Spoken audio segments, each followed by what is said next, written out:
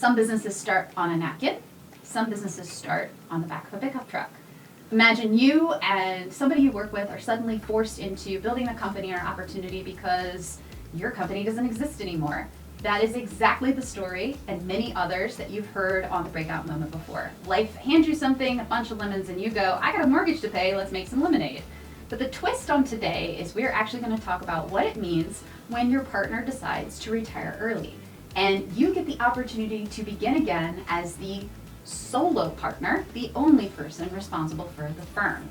In that case, you need to begin with the end in mind. And that is the story that Nick Molfino is going to share with us today as he talks about some moments where he thought about what does my end look like and what do I need to do to get it there now that I have the gift of starting again. So great episode with Nick Molfino of L2 Construction. So let's just dive right in.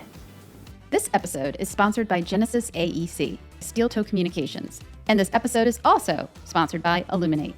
Our origin story in of itself, I think, is a great breakout. I mean, I went from employed for almost 12 years to unemployed and business owner in 32 days because Innova was willing to give us work. That's a very cool. So that's happy to tell that story. It's actually a really awesome story. And then I think I mentioned in the prep, 3 years ago, my partner retired. And so now at 11 years in business, I'm almost like a new startup again because I have sole control.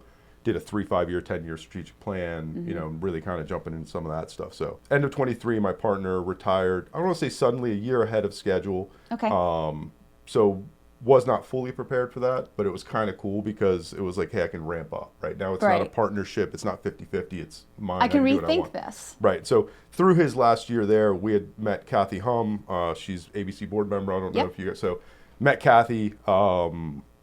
Which again, my whole life story is serendipity and luck. I mean, granted, it's based on hard work and relationships, and our core values kind of tie into all of that. The company's core values are my values. So, again, not to oversimplify things, but I was an estimator project manager for a company that did healthcare and construction. Another random segue, breakout moment. Went to college for poli-sci international affairs, was going to go work for 3-letter agencies.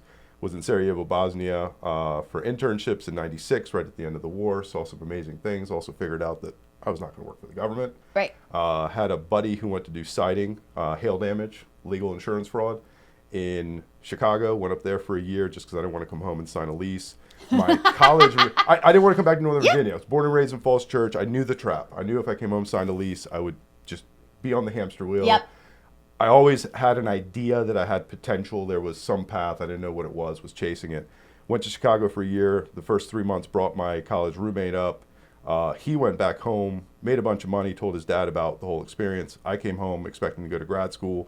Found out that you actually have to pay business taxes at the federal level and the state level in both states. So as a Virginia resident, and you have to pay personal taxes. Yes, you do. So I paid some of those. I didn't pay all of those. And then when I went to do my taxes, the CPA was like, you got a couple other bills to pay. And so my grad school money vanished.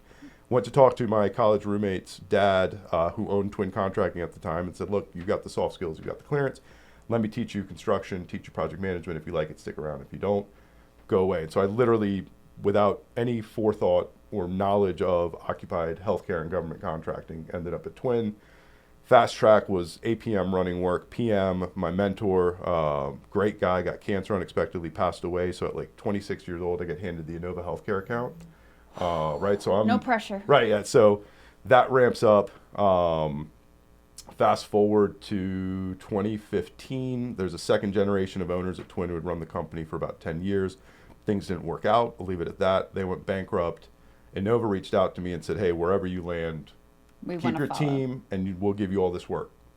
And so I went from about to be unemployed, had just built a house the year before. My wife's been home with the kids, not really sure how we're going to make ends meet, to going, I don't want to go work for somebody else. I don't want to start over and do the climbing the chain, right? And all the big guys, I had some great, again, tons of respect for the DPRs and the Hits and the Clarks. I mean, they're amazing outfits, but they're not me. Right. And going to an organization that size as the new guy fighting for client share, right? I knew that wasn't it. And when Innova approached me, Mark Arrett, again, huge person I want to shout out to, and there's a logic. I'm going to tie this all back together. All these people that I owe a debt of gratitude. So Mark Arrett, who used to run IDCD, brilliant man. We had operating rooms under construction. I don't know how much money those rooms produce in revenue, but he knew Twin was not bonded. Mm-hmm. They would have had months long, and who knows how much cost in getting another GC involved to Yeah. scrub the job, figure out what's going on, recontract it, and start it up. He knew that we had the right team because I'd been doing work for them for years, and basically said, hey, wherever you land, take the work with you, with his intention being that we would land at another GC. The job would keep going. Crazy idea, sitting on the tailgate of my pickup truck in my driveway with my now retired partner, who's also my neighbor 3 doors down, who, when we started working together at Twin 15, 12 years prior, we had mutual friends, and I said, hey, we should grab a beer, and he didn't even stop. He kept walking and said, I don't mix business with pleasure. Fast forward, we had houses 3 doors apart, wives are best friend, his younger daughter, my older daughter are best friends, we're running a company. Crazy how life works out. So we're sitting on the tailgate drinking beers, and I was like, neither of us wants to start over, neither of us wants to go anywhere, what if? Okay. And the what if became, we need money. Went out and did a quick cap raise, brought in a couple outside shareholders, family, friends. Oh, you did the family round. Yeah, so we did a family round, and then we had actually 2 outside investors as well. That's a whole conversation and process. I wish I knew what I knew now about that. We didn't do it right, but it worked out. I don't think anybody does it right the first time. Not when you're desperate and, Nope. and young and And inexperienced. young, and you're just starting, you're literally just building yourself a job at that point. Trying to survive. Yeah. Right. At that point, anything. You have a sounds family, good. a mortgage, you have stuff to do, you don't want to start all over again. And I feel you on that. we were very lucky because the folks that we brought in were amazing. I think majority of their motivation was to see us succeed and to set us up. That's good. And so that worked out really well. But literally, conversation happened. Went to Inova and said, "What if?" And they said, "You have 32 days. Make a decision. If in 32 days you're not somewhere that can be assigned this contract, we don't have a conversation." So I, in going to the ABC events and just doing industry stuff, had met Dan West, who's with Marsh McClellan. Shout out to them. Had met Brian Pollock, who is with Lanigan Ryan. Shout out to them. Called out quickly and said, "Hey, what if?" Had a buddy on the who's now with Truist. Reached out to him and said, "What if?" And all 3 of them took me seriously and said, "We got you. We'll set you up." So Wow. in 32 days, we secured Class A licenses, all of the special BLD designations, everything we needed. Had a banking program, had a line of credit, had a surety, and then really shocking, more shout outs, Bion, Don and Josie, and Beckstrom. Mick Beckstrom was running the company at the time, John Slingerland's running it now. They both said, "Look, we'll give you a line of credit, 6 months, no invoices, just get on your feet, we want to see you guys be successful." And then fast forward to what I was talking about, 3 years ago with the strategy, met Kathy by talking to my new neighbor who had worked at HIT in HR, who knew somebody who had gotten placed at Rand, who knew Kathy, who got me introduced to her. You're like Kevin Bacon. It's amazing. I tell everybody, luck, serendipity, higher power, whatever your belief system is, there's a path and opportunity out there, and you really just got to keep your eyes open and make some good decisions. And just make a decision. Make the best decision with the information you Yeah. have at the time, and realize that, if it doesn't work out, you're still moving forward. Yeah. So I think so many people just get stuck on analysis paralysis of even it, not just the getting going part, but even once they've gotten going, I think that analysis paralysis comes back and it bites you later, because so many of us have kind of made it through the first couple of years. So talk to me a little bit about that. You talked about this tailgate moment where you guys are just sitting there with beer on the back of the truck, and it's the 2 of you, and you're figuring out, we're going to start this company, and you accomplish that in 30 some days. 32 days. 32 days. That's amazing, by the way. Class A license, For banking, people bonding, health insurance for our 4 employees. That's day one. crazy. Couldn't do it again. Couldn't begin to explain to you how we did it. How or do you it even pulled again. that off, because for those that even aren't in the construction industry, you don't understand how much, And that's months of work that you relationships. crammed into days. Yeah, it was relationships. It was. So I say luck, and I've had some great mentors. Another shout out through meeting Kathy. I met Peter Schwartz, who's a Vistage chair. Vistage, great organization. Peter's amazing chair. Have a group of fellow leaders and peers. And I get hounded in the group because I'm always saying, right, a little bit of imposter syndrome, still hard to believe, with my childhood and just the history and looking where I am now, and it's surreal sometimes. Mm-hmm. At the same time, the group, in different instances have helped me realize, as an estimator project manager, I did whatever it took to get the job done. Mm-hmm. And it was done with a very specific, so my tests were simple: it was moral, legal, ethical, right? So client would say, "Hey, I need you to do this job, and I'll pay you whatever it is, but I need you to build me a wall, little space, no big deal. let's just get it done and get it over with. And on a business standpoint and a client standpoint, as a 25, 26-year-old, you go, cool, do it. But for me, there was that immediate, and it got me in trouble, right? It definitely got me in trouble, but I would say no. And it was like, hey, if I do this one thing, right, this requires a permit. This is changing egress. This is a life safety issue. Yeah, it's one little room, it's one wall and a door, but what if, right? And if I'm willing to compromise my values and standards here in a hospital where it's not clinical, it's not patient care, right? It's no big deal. Right. How do you not slide down that hill? Because if the motive is profit, or if the motive is just customer satisfaction, versus saying, hey, if my job is, and really on our end for Occupied Healthcare, I truly believe we're really more of a service company than a technical company, right? We collect the experts, we're paper GC. So we go out and find the best demo, the best drywall, the best millwork, the best door frame hardware suppliers, the best MEP team, and we create the highest probability of success, where the client gets what they need within the parameters, keep them out of the news, keep patient satisfaction scores high, safety, infection prevention, and then give the rest of the team the right amount of time and an opportunity to make money. Because at the end of the day, and I've gotten in trouble for saying this before, You're not going to get in trouble here. Well, healthcare, not for profit, that's a tax strategy, not a business model. Correct. We are for profit, right? And so we deliver a service, you deliver a service. A lot of that philosophy, I think, gave me tremendous relationships with subs. And so when my previous employer was going bankrupt, we were able to work with them in a way. I think most companies got 80 or 90 cents on the dollar out of the end of the bankruptcy proceedings, right? Which is unheard of. Yeah. And then we had a project going on at Loudoun Hospitals, 2 operating rooms, some endoscopy suites, probably about $6 million worth of work. We went in on Friday, October 30th, 2015, got our COBRA marching papers. My partner at the time had some t-shirts made up, met us in the parking lot. My superintendent, who I'd been doing work with for that entire time, I mean, probably 12 or 15 years, we've been coworkers. He came over, the 3 guys on his team came over with us. And so we went in on Friday afternoon, got laid off, went back to work on Monday with all of the same subcontractors, handshakes, with knowing that Inova was going to sign the contract.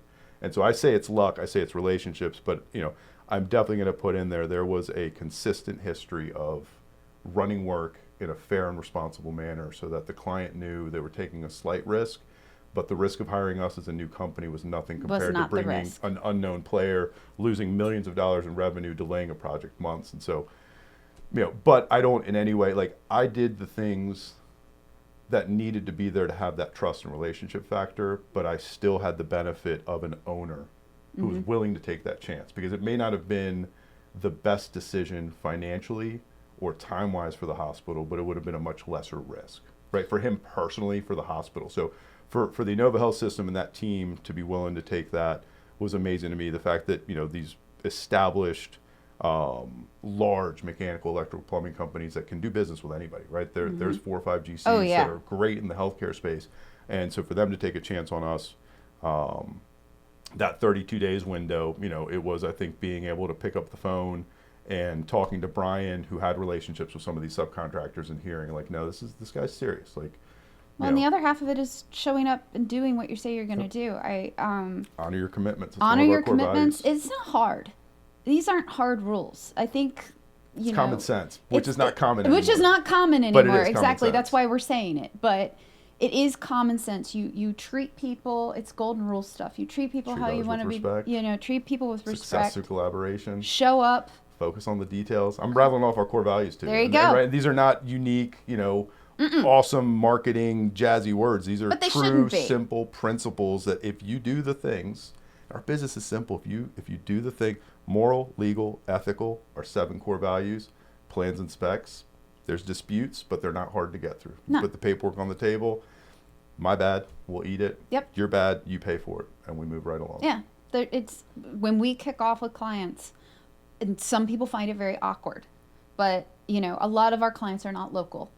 Some are, which is great, which means we can meet in person, but a lot are not. And so when you've got the slide deck, because you're all on a video, and we have a section in there where we talk about our 3 core values and what that means to us and what we expect in the relationship. Because I make it very much about, this has to be a good fit on both sides. So like one of ours is key things is transparency. Yep. I can't do my job unless you give me everything. And I will always give you, based on that, everything back. Good, bad, and ugly. You're not paying me to be an expert just to be a yes person. You're paying me to be an expert because I'm going to tell you something you're not going to like. That you need to hear. That you need to hear. And then it's your decision. I'm not going to say I told you so out loud later, but I might say it in my head, but it's still your decision. Right. You're the business owner. I'm a business owner. I totally respect that. But I wouldn't be doing my job if I just sat here and told you what you wanted to hear, if I wanted to feed into that ego. Right. And I think, that throws people off in that call. Every time we do it, I see these looks like, wow, why are they talking about this stuff? And it's like, no, this is the stuff that breaks contracts, right. that we will run into trouble later if we're not accountable to each other. Both ways. If we don't send something to you on time, we weren't proactive to tell you ahead of time, and it changes the project schedule, that's on us. Right. But also, if we've been chasing you to give us something that we need to do the job to meet your deadline, that's on you. Right. And we're going to push back and say, deadline's moved. And you'd be amazed, even though that's very construction industry, and we work primarily in the built environment, we do some work outside the built environment in B2B, but how many people, even though that's like a common thing, like this is a schedule. If you're delayed, I'm delayed.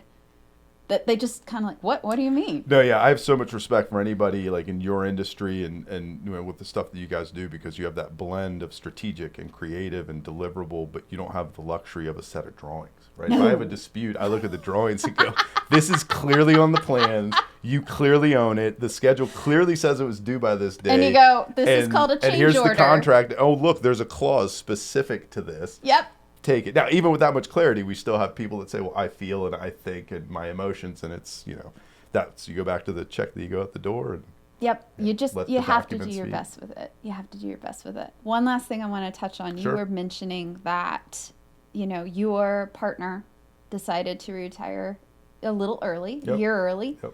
And it forced you to kind of restart I have always been just me, no partner, which I will tell you there's pros and cons to that Absolutely. coin. Now you have the perspective of both. Looking back, how long has it been?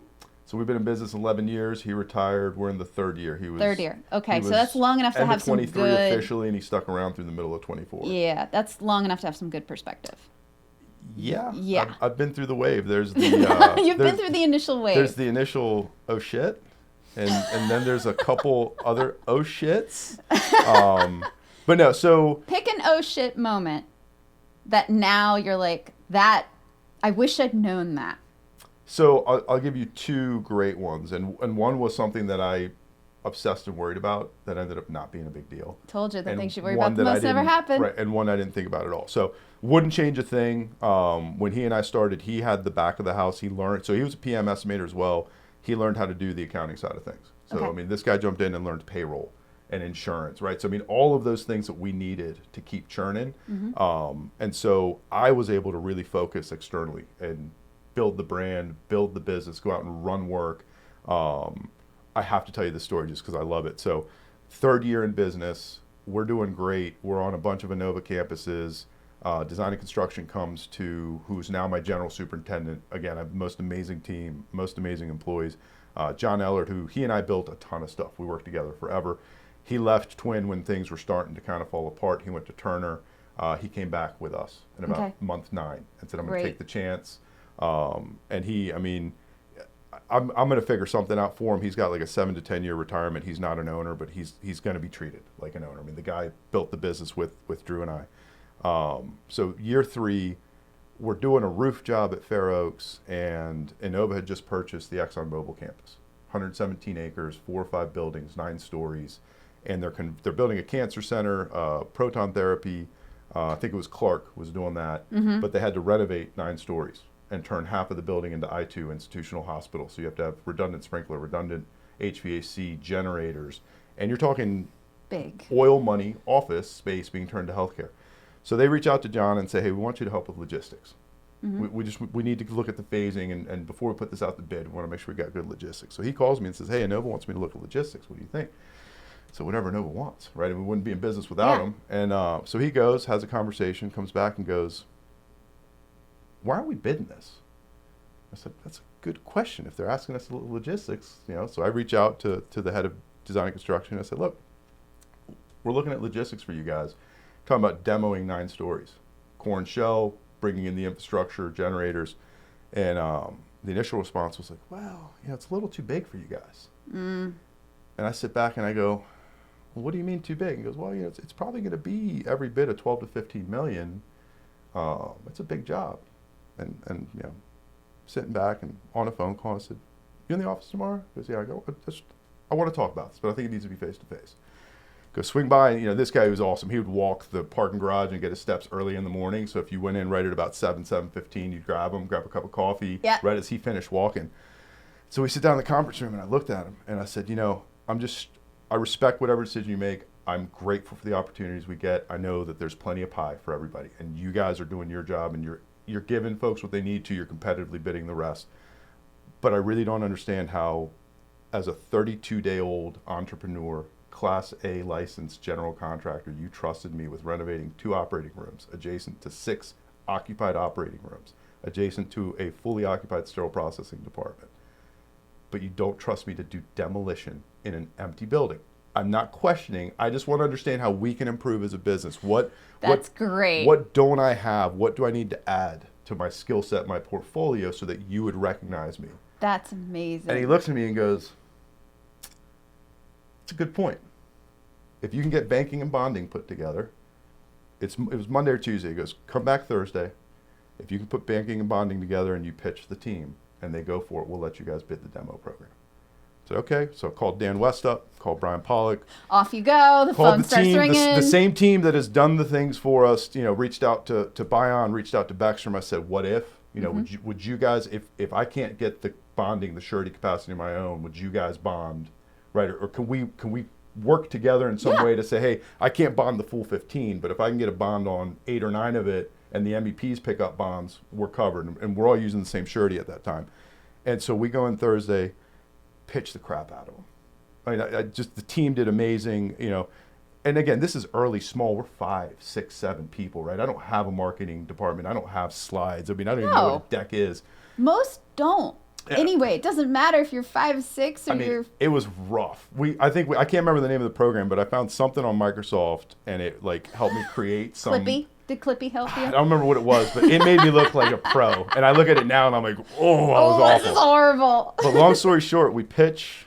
We get the call the next day. Problem. Okay, we'll work through it with you. What's the problem?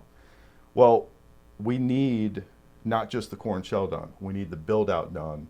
They can't be concurrent projects. They need to overlap because we have to get the I2 designation so that once Proton and the rest of the facility opens, it actually opens as a hospital. Right. So I said, okay, what does that mean? And I said, well, we need to do the full program in about 14 months.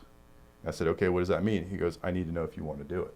And I said, okay, well, if I say yes, what does that mean?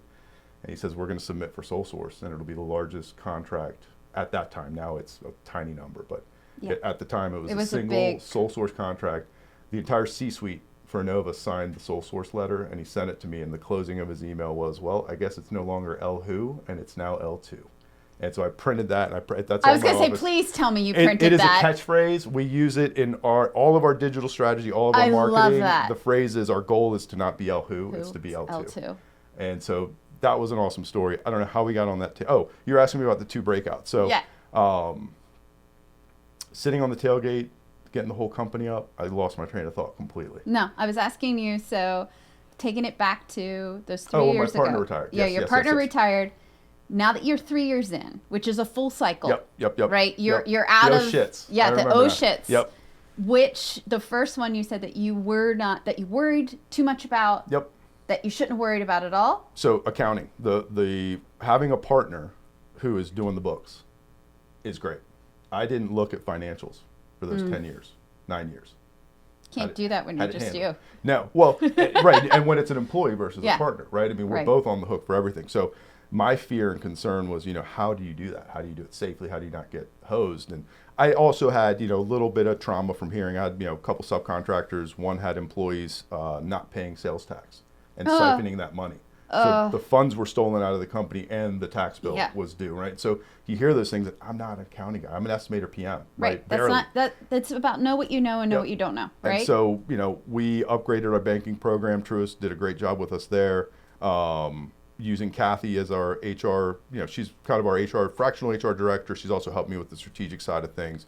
But she helped us go out and screen and hire my now senior accounting person who's on path. She wants to learn and grow, and we're going to make her controller, let her go. She's going to grow with the business, however far That's she wants to amazing. take it. And she runs the crap out of the books. I mean, I was so worried for so long that controls and security, and having one person who's solely focused on that versus having a founder partner who's trying to do all the things, the quality of financials and accounting systems, the ingenuity, right, the ownership, it was my biggest fear. And I'm like, why didn't we do this day one? Why didn't we Bingo. bring somebody who knew what they were doing day one? So that was, I obsessed and was so scared, and just within weeks was like, thank you, God. Like, this is the best thing ever. The one I didn't think about, and it struck me, I was working on my private pilot's license, so basically I was doing my last long distance solo, made a bad call on weather, and I'm now in the Shenandoah Valley. I'm at about 2,800 feet off the ground, and I'm not moving. The headwind is so strong that my speed indicator on the plane is 130 miles an hour. My ground speed is 2 miles an hour, and I'm getting tossed 4 or 5 feet in either direction, up and down. Sweating bullets, fight my way back to Leesburg. Had like 4 or 5 landing attempts, almost hit a drone. Like it was one of those where like I'm laughing only because I can relate in some ways. couldn't get me out of the plane fast enough. Yeah. And as I'm driving home and I'm kind of getting my wits about me, and I'm just thinking about like, made so many mistakes where should have never gone on that flight, was rushing it. Once I knew the weather was coming, I should have stayed down in Shenandoah. But then all of a sudden it hit me, and it was like, what if I died? I have life insurance, right? I mean, the wife would have gotten a little bit of money. Obviously, the other part of that, the aftermath, like that would have been awful for them. But then I'm what like, about the we rest? personally guarantee the line. We personally guarantee the surety, right? So, and I've got 26 employees who count on And me, their families. right? And their families and our subcontractors, thousands of employees, right? So I'm going, I would have died and left my wife in a position that she's completely unprepared for. Right. And I left my team in a position that they're completely unprepared for. Right. And so through Vistage, again, through the introduction from Kathy, met Wayne Zell, who's probably hands down one of the best attorneys for ownership transition, planning, and all of that stuff. And he came up with a really cost-effective vehicle that basically set me up where we have an LLC that owns life insurance on me. That policy is a one-way buy-sell. It will take my ownership and pay my wife for it. And then I've got a separate policy that will infuse some operating capital into the company. And John Ellard, my general super, who's, again, my right hand, couldn't do this without him, he becomes owner of the company. And he's got 2 options. Close it right.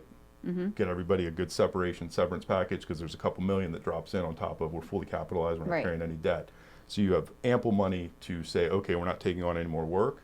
Slowly phase the jobs, close them correctly, pay all the subcontractors, give the customer what they needed, and give folks 3-6 month severance, whatever they need to make sure that, basically, if I die, I want it to be the happiest day in everybody's life, right? And that sounds really silly to say that, but as an owner in that responsibility, I will have met my responsibility to my family and my employees. That comes back to your core values. It does. And the other option is keep it. Yeah. Keep going, right? And so my family's taken care of, my employees are taken care of. And that was one that, when we were going through the transition and everything else, never thought about it, because I always had a partner. I always had, if something had happened to me, we had insurance that would have kicked in and somebody would have picked up the pieces on the business side, right? My wife and kids would have still dealt with whatever they had to deal with, but the business was okay. And then all of a sudden it was like, well, the business is not okay, but then it was, well, it's not just the business, right? Because my wife's name is tied to everything. And if I die and leave my employees unemployed, my subs not paid for, my clients not serviced, and my family in bankruptcy, that's not the legacy you want to leave. So fix that, and I haven't flown in about 18 months because the life insurance policy won't let me fly for the first 2 years. But come November this year, so come November you'll get back in the saddle. But yeah, that was a huge one that, and it's kind of creepy and weird to think about it, but that's a big one. It's not creepy. I think it's something that we don't talk enough about. I agree. We've brought that up on the show before, just people Covey's not 7 wanting to Habits talk has a about great it. chapter about it, and it starts with writing your own eulogy. And I had done that from a perspective of professional legacy and that side of it, but doing that planning and that, And the you can always entire change thing. it. Right. Well, I but, think that's the other thing. People think like, oh God, I got to get it right the first time. No, you don't. no. No, you don't. You can always change it. Nope. Life changes. It's like having something is always better than having nothing. I agree. Yeah, it was funny because there's kind of a trifecta there. So that experience, going back to Covey, and I listen to that book probably every 2 years because there's always something new that comes out of 7 Habits. I mean, Add it to that summer reading list. It's phenomenal. And actually, Collins just came out with a new book as well. I think like What to Do with a Life, and it's all about transitions. And I haven't gotten to that one yet. I'm hearing rave reviews on that. But the other piece of it that hit was watching something. I don't remember where it came from, but somebody had a calendar, and it basically talked about number of summers you have before your kids go to college, and number of Christmases you have before they go to college. That's and a very stoic value. That was another one that kind of made me think about and go, okay, I have these really ambitious goals for the company, but I also have a timeline. Yes, you do. And that combination of recognizing that, right, memento mori, we all have to die. Yep. Tomorrow's not promised. That's right. And then trying to balance that with an abundance mindset and making those decisions to say, these are all great problems. This is all good. I just need to recenter back to why. And if I'm doing this for the family, me being at work 80 hours a week is not doing it for the family. That's right. And so you kind of cycle that all together, and it's kind of crazy because none of that was an issue, right? It was like, I need to get the licenses in my name, and I need to get the bank changed over, and who's going to do the books? And then you go, holy crap, what if I died right now? It And you changes deal with your that perspective. whole conversation. You're like, wasn't planning on that. So No, that was a big one. I think that's a really great way to kind of close it out, is to say, begin with the end in mind. Absolutely. Absolutely. This episode is sponsored by Genesis AEC. Genesis AEC, where science meets the built environment. As an ENR number 5 ranked firm, we provide a single point of accountability for life sciences and advanced manufacturing. We integrate architecture, engineering, and construction with specialized CQV, asset management, and sustainability to deliver high-performance facilities nationwide. This episode is also sponsored by Steel Toe Communications. Steel Toe Communications builds marketing from the field up, using real projects, real crews, and real results. They help construction owners attract the right people, tighten up their messaging, and build long-term trust with marketing that reflects how their company actually operates, not something pulled from a template. And this episode is also sponsored by Illuminate. Illuminate empowers businesses with AI-driven marketing, revenue operations, and CRM implementation and training to drive sales growth and strengthen customer engagement. If your business is navigating the messy middle and you're ready to grow with purpose, with a partner that understands B2B business marketing and operations, visit illuminate.com to connect.